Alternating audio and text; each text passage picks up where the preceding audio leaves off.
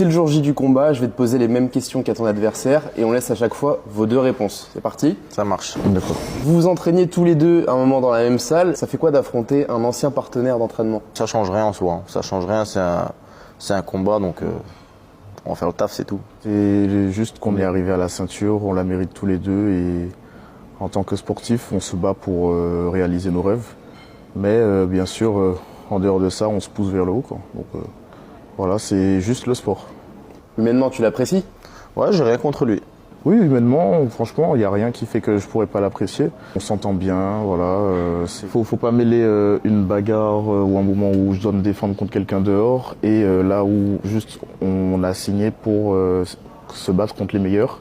Au final, là, on est les deux meilleurs de la KT à Arès, donc c'est normal que on arrive à ce combat-là. Voilà, tout simplement.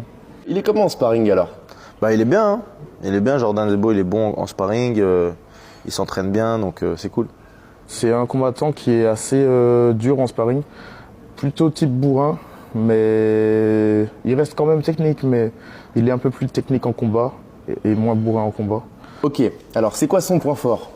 Je trouve qu'il est complet et je trouve que c'est un gars qui a de la volonté quand il combat, donc c'est bien. Assez complet, mais plus axé anglaise et lutte en position. C'est quoi son point faible? Son point faible, je dirais l'intensité, l'explosivité, la puissance.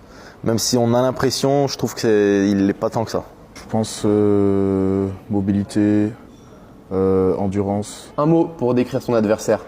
Bon combattant. Bah, c'est un bon combattant. Tu voulais éviter ce fight toi ou pas? Non, pas particulièrement l'éviter.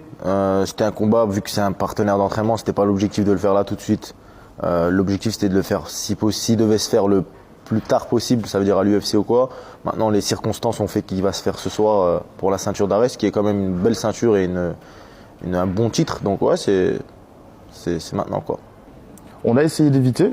Si par exemple j'avais un cousin qui était aussi dans la catégorie et tout, bah voilà, on se pousse, mais au bout d'un moment, si personne ne cède la place, bah au bout d'un moment il y a collision tout simplement. C'est quoi la raison ultime qui t'a fait commencer le MMA?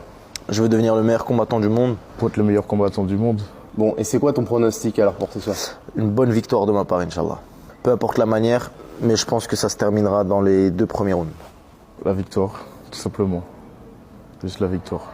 Un dernier message pour ton adversaire avant le combat? Force à toi.